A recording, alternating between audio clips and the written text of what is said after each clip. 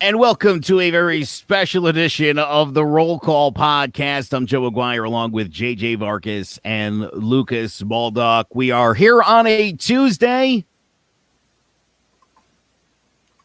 because the New York Yankees are in the postseason. They are the 5th seed. They'll be taking on the Cleveland Indians. The game is in Cleveland. We're going to definitely want to talk about that because this New York Yankees team, as good as it was, struggled in one particular area.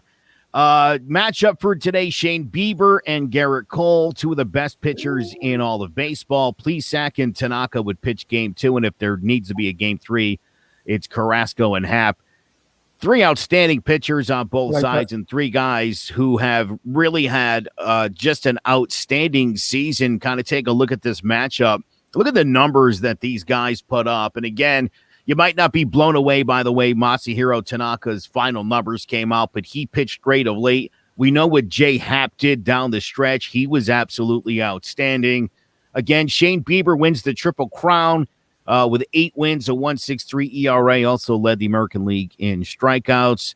Carassco and Plesac both with ERAs under 3. So, you know, this team is not a bunch of slouches, and that we do know. Season, can I just say, Joe, I never thought I'd be intimidated by the fact of a guy named Bieber. This guy, like you said, Bieber won the Triple Crown, arguably probably won the Cy Young this year. And if we didn't have a guy by the name of Garrett Cole backing us up in game 1, I wouldn't have the confidence that I have for this game 1, truth be told. But because we do have such an ace in Garrett Cole, I do feel good in this first game against the Indians tonight.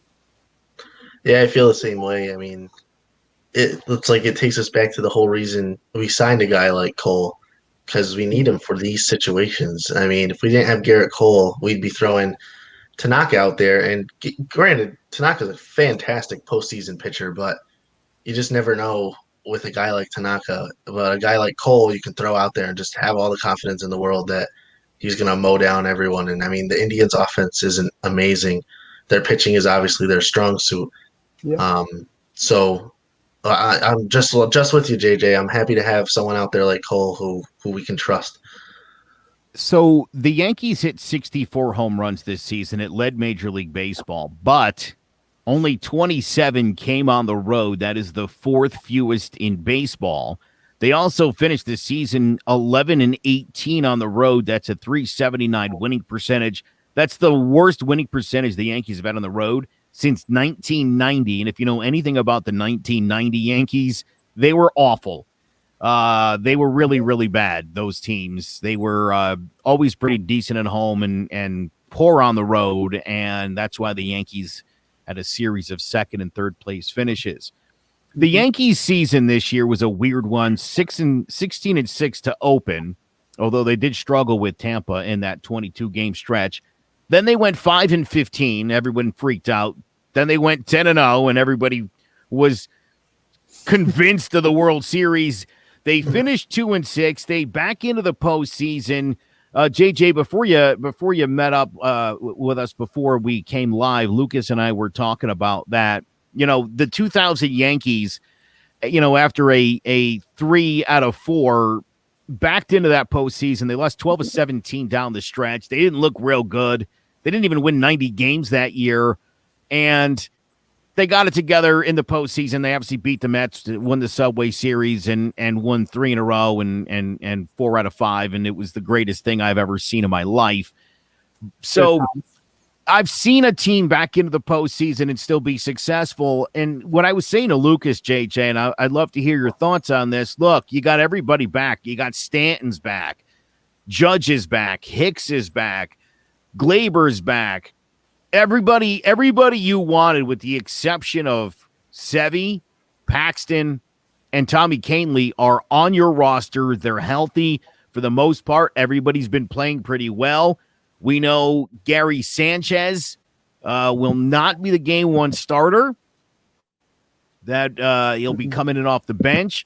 What do you think of this Yankee lineup right now, JJ? And again, you know, the luxury the Yankees have being so good and having everybody back is you can literally start Kyle Higashioka tonight with Garrett Cole on the mound, and maybe at some point Gary comes in the pinch hit.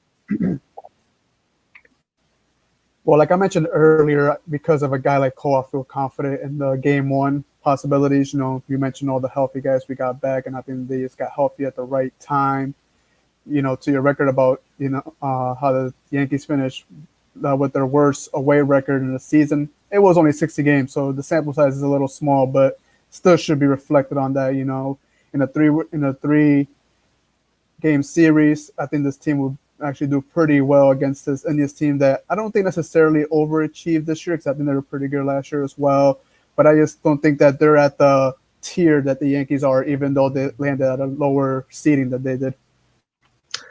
Yeah, one thing I'll say is I'm happy. I wouldn't say I'm happy. I'm glad that Garrett Cole's going to have someone in there who he's built a relationship with in Higashioka. We've seen his numbers with Higashioka catching him, and they've been fantastic. I think they've done 4 games together, and they've looked great together, great chemistry. And I think Higashioka is a little more trustable when it comes to the defensive side. He's not, obviously, he had that 1-3 home run game that was out of this world, but he most likely won't do that in the playoffs. So seeing Sanchez hit later in the game is a possibility, but I think Higgy was the right move to catch a guy like Cole, especially in a game one. Again, imagine the luxury that the Yankees have, that they were like, well, the guy's slumping, so we just won't start him. That's what we'll do. Most other teams certainly would not find themselves in as enviable a position, obviously, as the Yankees are. And as you said, Lucas, a 1.00 ERA in those 4 starts. Gary Sanchez, by the way, ends this season with a 147 batting average. In the history of baseball, nobody had ever hit 10 home runs in a season with a batting average so unbelievably low. So congratulations to Gary Sanchez. Honestly, dude, even when Gary Sanchez sucks, it's still better than what most people do. So yeah, I'm just saying, maybe pat yourself on the back. Yeah, I'll give you that. I guess a lot of catchers do hit for average, similar to Gary Sanchez, but they're not going to, like Gary Sanchez in his limited hits, a lot of them are for power and go out of the park. So I'd agree that is a plus. It creates runs, but you'd like to see him hit better. But I mean, we'll take what we can get at this point.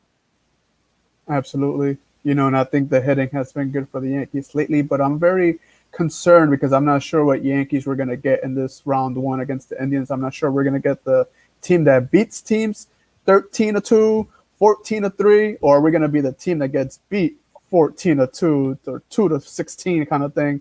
I'm not sure. Like, I think one thing that this team lacked throughout the years, like a consistency.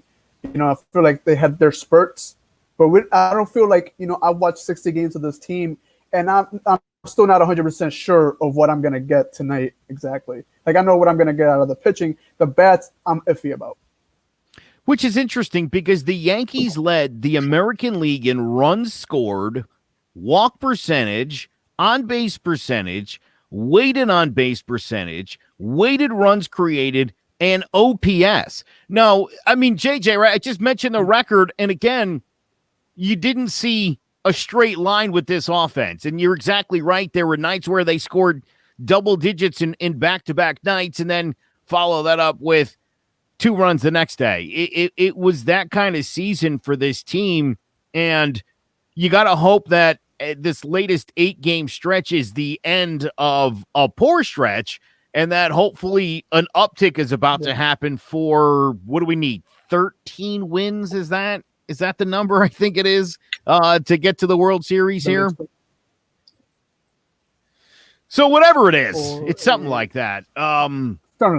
Again, I think it's 9 to get there. It's 9 games. 9 to get there. 9 wins. 13 would win it all. So the Yankees have to get hot for basically a 13-game stretch, which I certainly think they can do. By the way, Kyle Higashioka, I'm just going to call him Higgy. Played in 16 games this year. He's only played in 72 games in his entire career. This will be his postseason debut. And for anybody who's like, give that kid a chance, I want to put this out there. Higgy is 30. He's been with the organization since 2008. Only Brett Gardner's been with the Yankees longer. He was drafted the year after Gardner was drafted. 3-1, a 1.00 ERA when he was pitching to Cole. Incidentally, these guys have been buddies for a long time. Higashioka and Cole were buddies on a scout team as teenagers in Southern California. Wow. Yeah, how about that? Breaking out the did you know? Right. That's interesting. Nobody saw that coming. By the way, DJ LeMahieu, congratulations for this amazing accomplishment. He finishes the season with a 364 average, becomes the first player in the modern era to win a batting title in the American League and the National League. He's also the first Yankee since Bernie Williams in 98 to win a batting title, and the first Yankee since 1956 to lead the majors in batting average. The last person to do that, guy you might have heard about, named Mickey Mantle. Interestingly enough, last year Tim Anderson won the batting title, and LeMahieu came in second. This year they flipped it. That is the seventh time in Major League history that guys have flipped 1 and 2. The last two guys to do it, Mickey Mantle and Ted Williams in 1956 and 1957. That's kind of dope. That's just good. Like, right? That's just one of those weird kind of baseball things. I just thought some of that stuff was really cool. Hey, Joe. A DJ LeMahieu extension is looking pretty possible now, huh? Oh, yeah. They've got to get something figured out. Again, I'm thinking when he's 32, going to be 33, some kind of a 4 or 5 year deal, 100 million, 110, whatever he wants, he's worth. Yeah, whatever he wants, he's worth. He'll break the bank. I wouldn't think he would. Look, he understands his value. Earlier today, I think it might have been Trevor Keys was saying, if LeMahieu wins, that he may be more willing to leave New York. And I thought, what? Why would I leave? Why would I leave New York, especially if I win a championship? And figure, I don't know if Voit or LeMahieu will win the MVP this year, but you got to figure both finish in the top 5, top 6. That's just good for business. Absolutely. If you're those guys. I think one of them definitely deserves to win it. I think they should be in the top 5 without a doubt. I don't think that should be in even a conversation. Because LeMahieu, say, though? Yeah, go ahead. No, go ahead, Matt.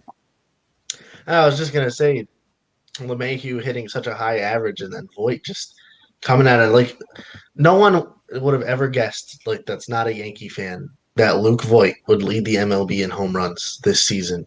No matter how many games it is, I don't think anyone would have ever guessed that. So, and he has value. He's played value to us the whole time we had all those injuries. He's been consistent. I just think he deserves to be top 3 for MVP, honestly. And that's where I was going, because I think if I told you in the beginning of the season, do you think that LeMahieu will have a chance of leading the leagues in average? You probably would have said, yeah, he came pretty close last year. This guy usually makes contact. It's a safe bet. But if, to what you said, Luke Voit's going to lead the majors in home runs, you'd probably be like, nah, he'll probably max out at some point. He's not going to.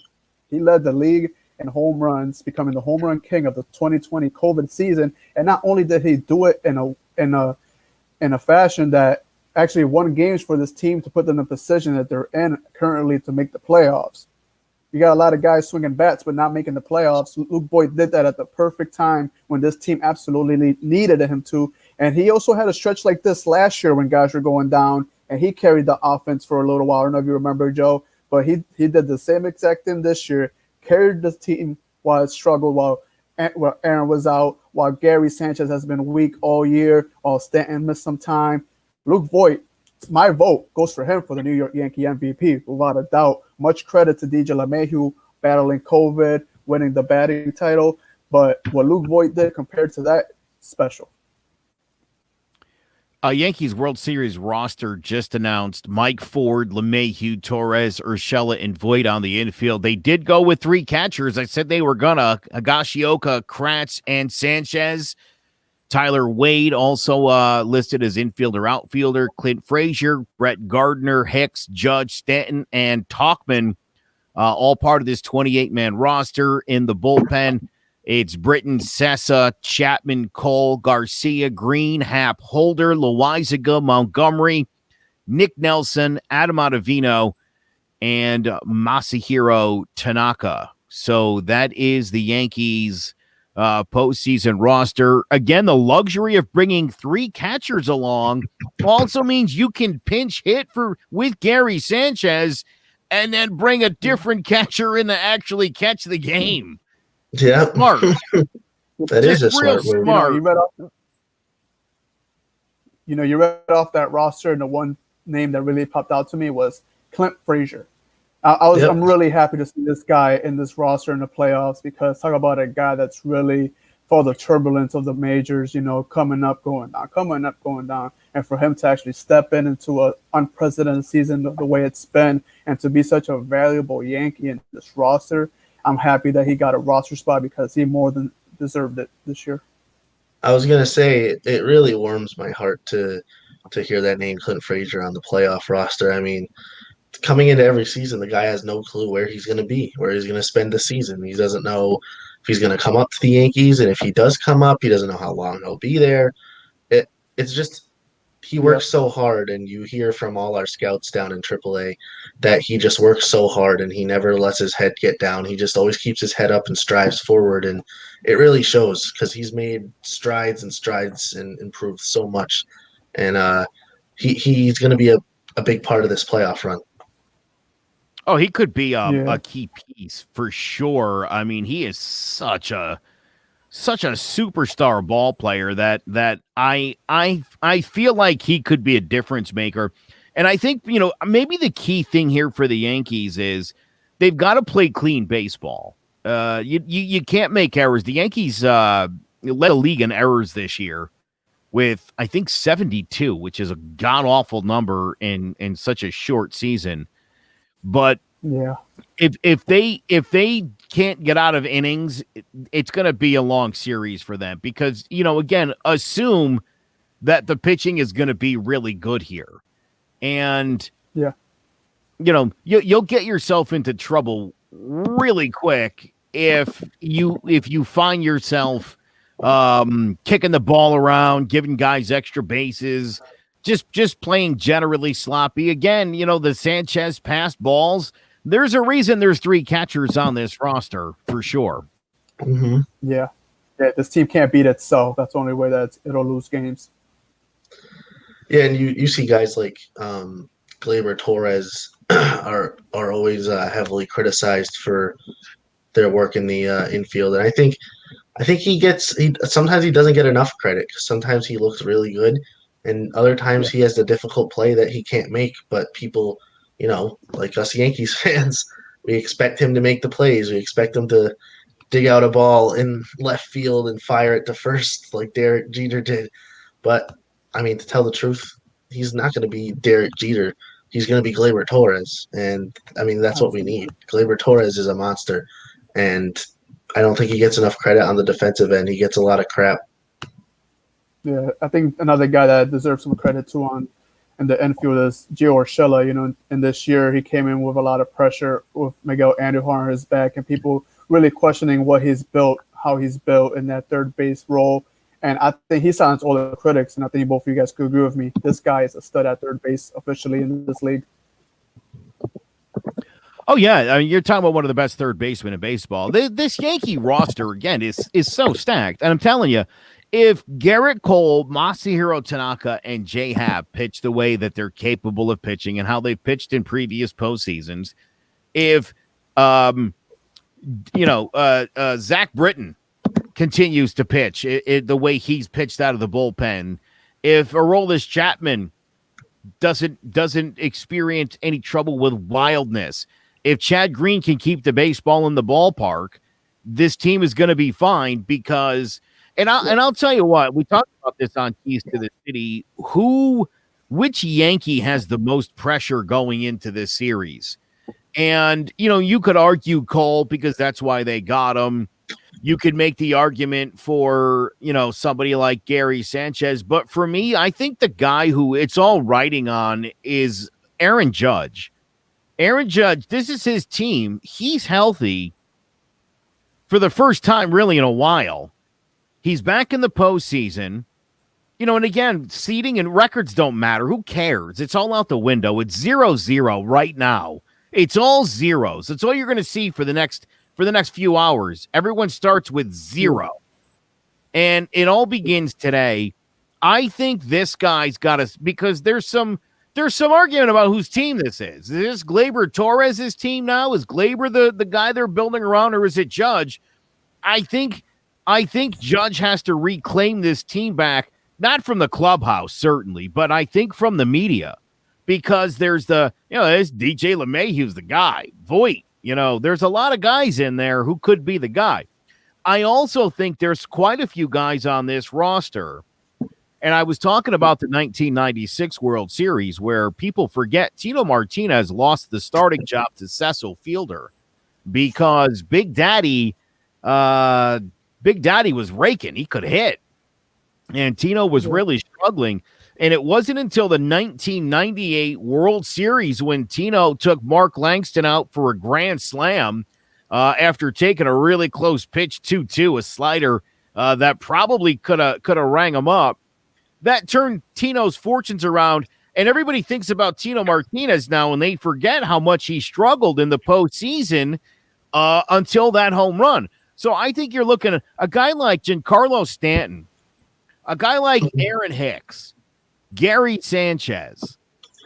Any one of those guys hits a bomb that wins a game in this postseason, you will forget Giancarlo Stanton's been on the disabled list like Jacoby Ellsbury over the last. You'll forget that even happened. That's the beauty of the postseason. So I think there's a lot of guys that could step up. If the Yankees don't win this series or don't advance to the World Series this year, I think this whole thing solely rests on the back of number 99, Aaron Judge. Yeah, and Joe, you were saying that all it takes is one swing, and they have their manager knows all about that. Aaron Boone has one of the most famous home runs in Yankee history, and I mean he was by no means a fantastic ball player, but he had that one swing that won the game and sent the Yankees to the World Series, and that's what he's known for. I mean, I don't want to say like Aaron Boone's not a good manager, he's not smart, but surely that added to his legacy and was the reason he got maybe like a broadcasting job. And then that led to him getting the Yankees managerial job. I mean, that one moment can create a lifetime of opportunity. Yeah, I want to address two of your points. One, Joe, like you said, the playoffs, everybody starts with zeros. And I wanted to say this message specifically for Gary Sanchez. You hit 300 in the playoffs, we forget all about your pathetic season, bro. That's all I got to say. That's all I got to say. You do that in the playoffs, we forget all about it. Two, to your Aaron Boone point. Yeah. JJ, it's amazing. It's amazing how that can happen, right? I will forget all of the deficiencies in everything you do if you just come up with one. Your Yankee moment is, I believe, what we refer to that as. Yep. Yeah.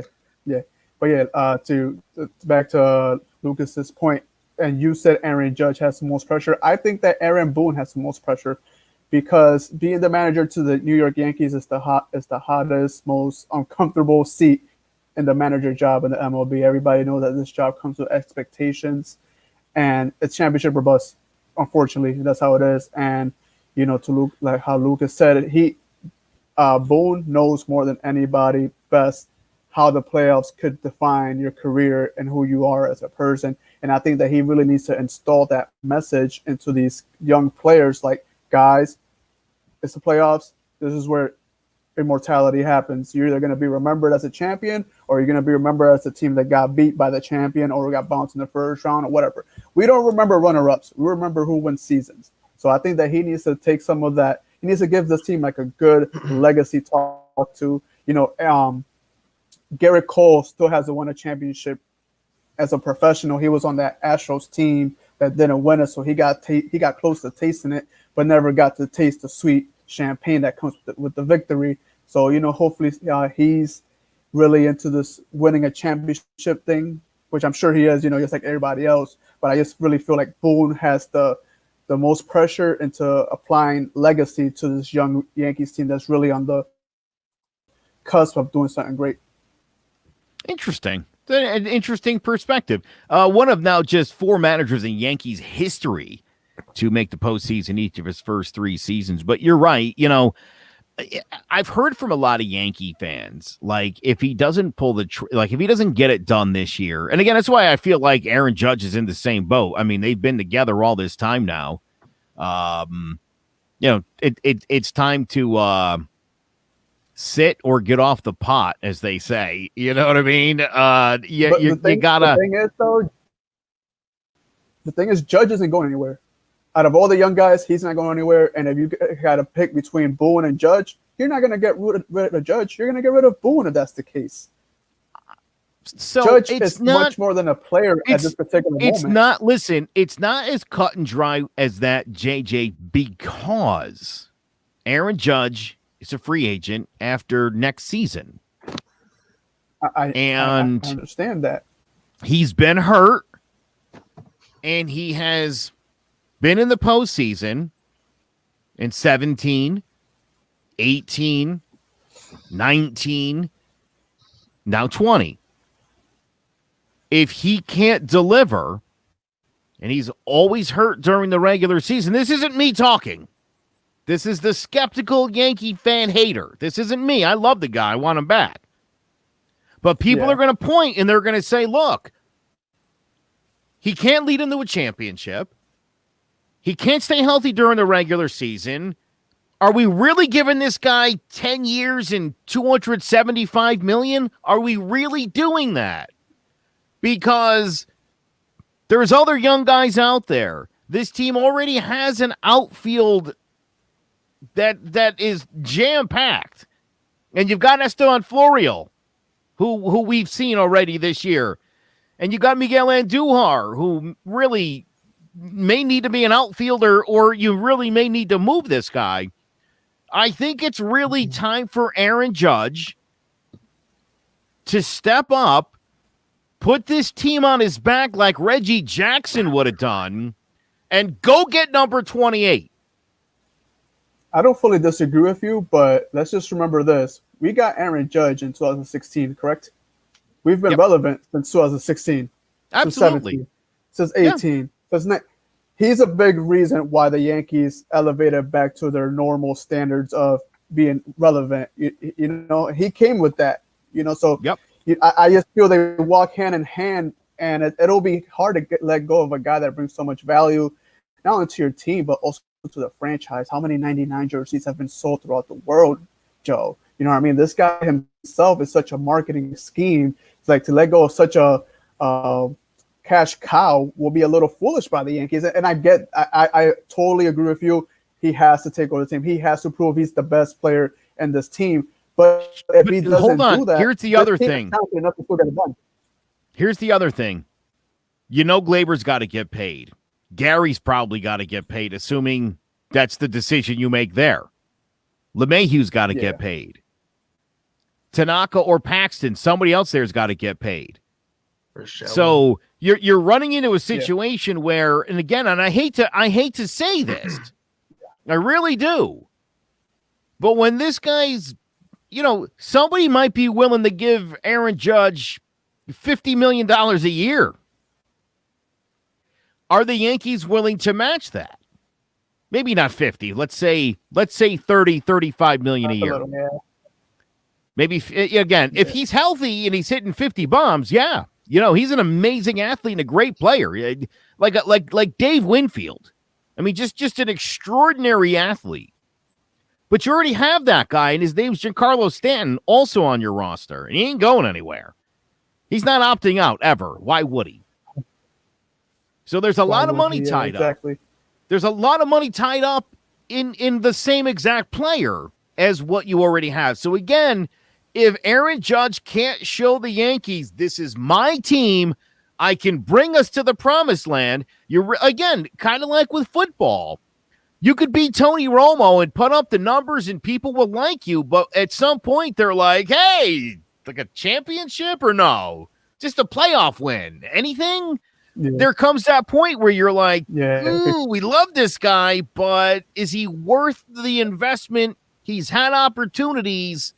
There's no garbage cans this year. Level playing field. I think Aaron Judge has to be outstanding in this postseason.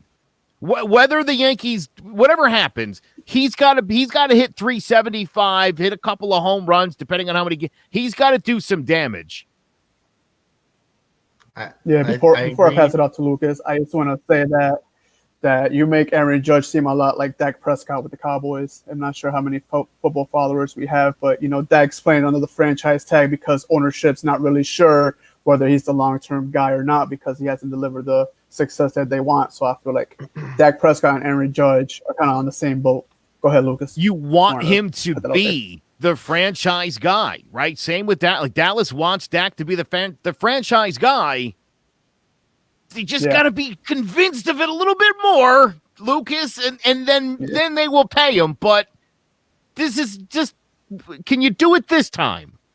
Yeah, I'll agree that Aaron Judge definitely needs to show his worth this postseason. I mean, if he can come out there, like Joe said, he can hit 350, 375, smack some home runs, take us. I mean, even if he takes us to the championship and we don't win, I think that's even proving it. But at the same time, I'll agree with JJ and say that for the past 4 years, since Aaron Judge has been a key player on this roster, we've been to the postseason every single year. We've made it to 2 American League Championship Series out of those 4 seasons. And had it maybe not been for Houston cheating in 2017, we very well could have won that Game 7 and been in the World Series against those Dodgers. So, I mean, there's 2 sides to argue. He is obviously a big, huge star, and he does. But I'll agree with Joe and JJ here. I'll take both sides. He has to perform, but he's already shown us that unlike Mike Trout, he can take his team to the playoffs consistently. There you go. So look, the Yankees, the day Paul O'Neill showed up in New York in 1994, everything, you could feel it. Everything changed. The Yankees felt like winners again. Yeah. They had a winner in the locker room. They got rid of a cancer named Roberto Kelly. And boy, did it make such a huge difference for the Yankees. And when the Yankees got rid of A-Rod and they promoted Gary Sanchez at 20 years old and then brought Aaron Judge up the next season and started going with the youth movement. Yes, this team, and they've outperformed expectations the entire time. Yeah. But he's had all these opportunities now, is my point. And we know how good the Yankees are. And we know how good Aaron Judge is. I think that, again, this is the series where Aaron Judge proves he's not just really good, he's great. Because if he's great, he gets a 10-year contract, and the Yankees figure out all the finances. Somehow they make it all work. But it's unfortunate that, and again, I'm not saying, look, after the season, it's not like he can't go into 2021, be healthy, hit 55 home runs, and I'm like, yeah, never mind that. Just write him a blank check now. It could still happen. But I'm going to tell you right now, if he goes 0 for 4 tonight with 3 strikeouts, and the Yankees lose the game tonight, he going to hear it. People are going to talk. That's all I'm saying. And if they lose the next game, or they don't win that series, and he hasn't done anything, I think a lot of it's going to fall on Aaron Judge. Again, not fair necessarily, and it's not like, oh, it's his fault, but he's the leader. He's got to be the guy to take it next level, because if he doesn't, who's gonna?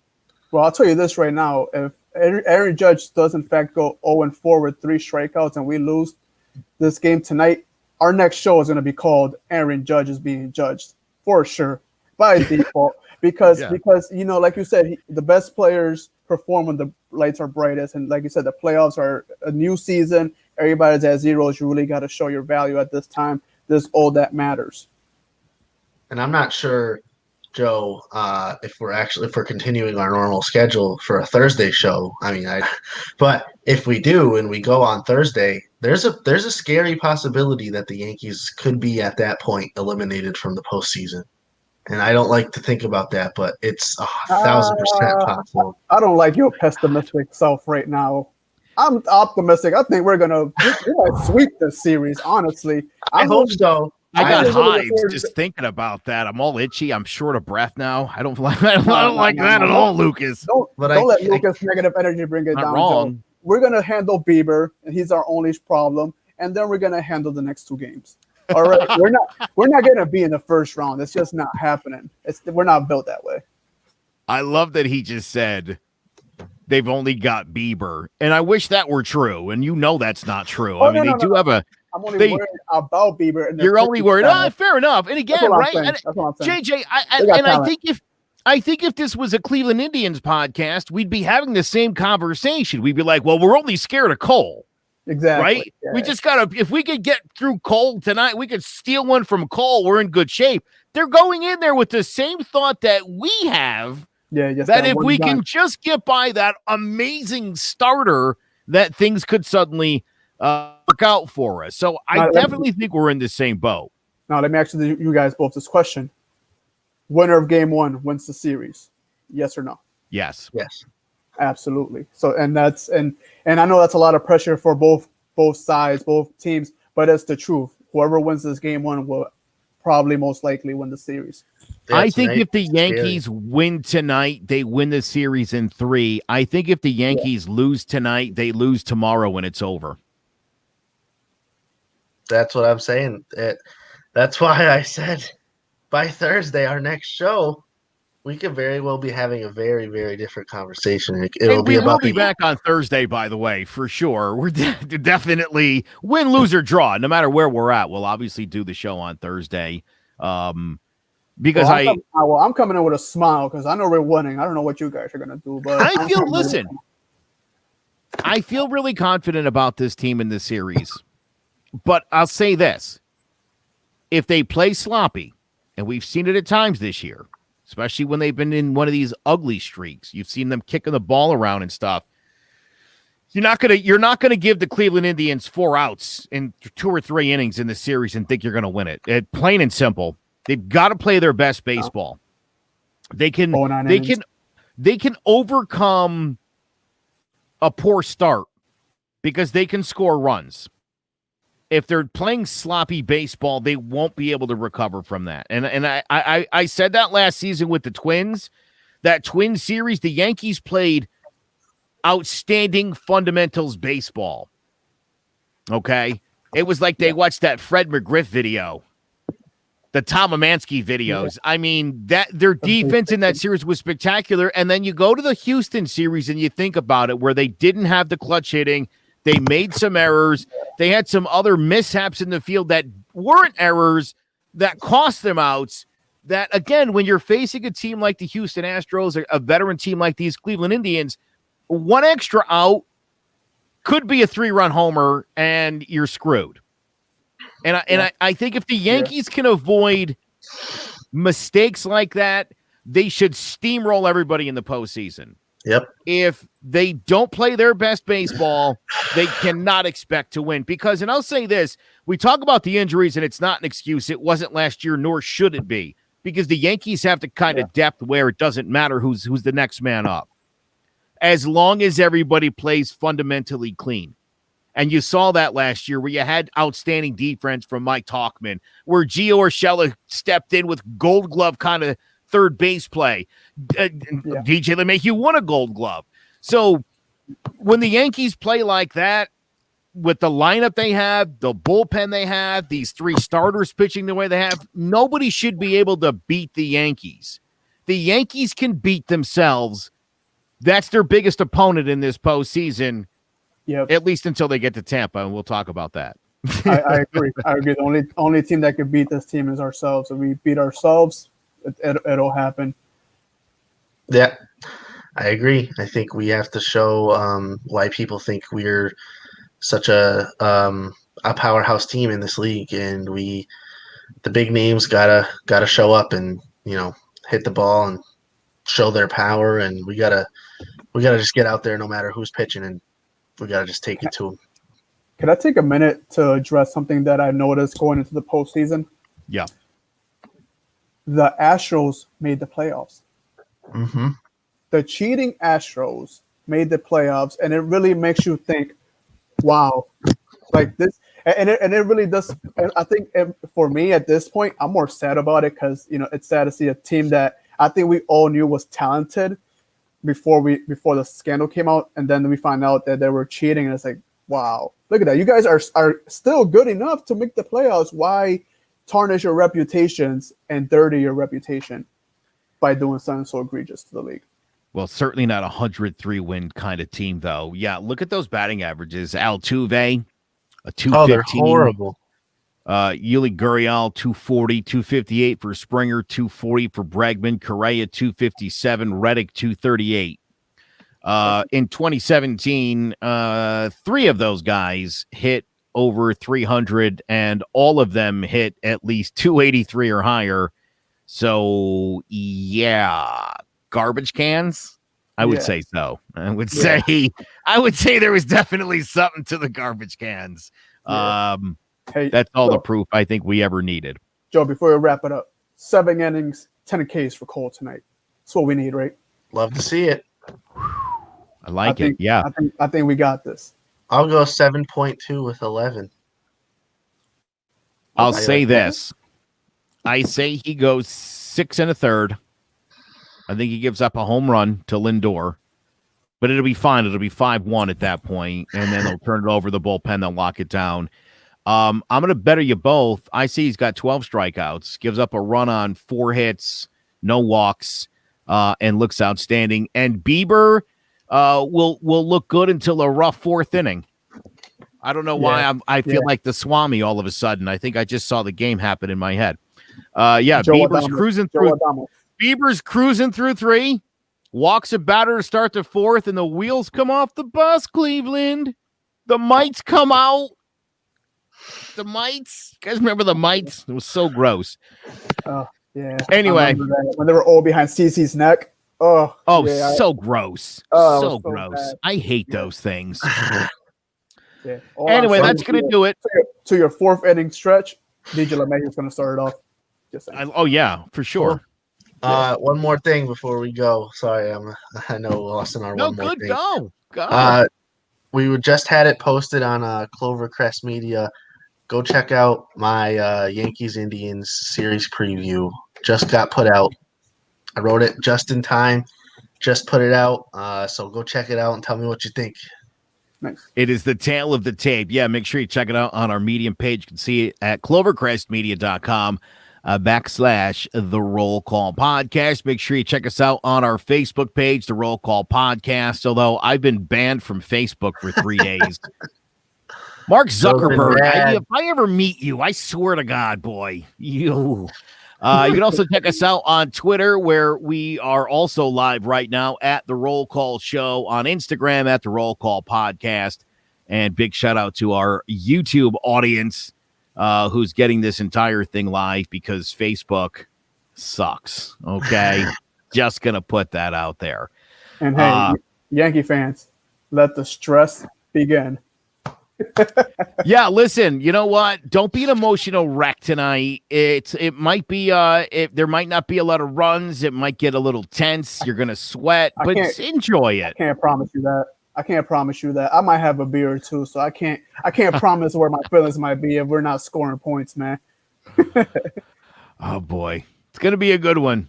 Bieber, Cole, tonight, postseason underway. The Yanks' chase for 28 is underway. We will be back on Thursday with a full recap. For Lucas Baldock and JJ Vargas, I'm Joe McGuire. That's going to do it for this special edition of the Roll Call Podcast.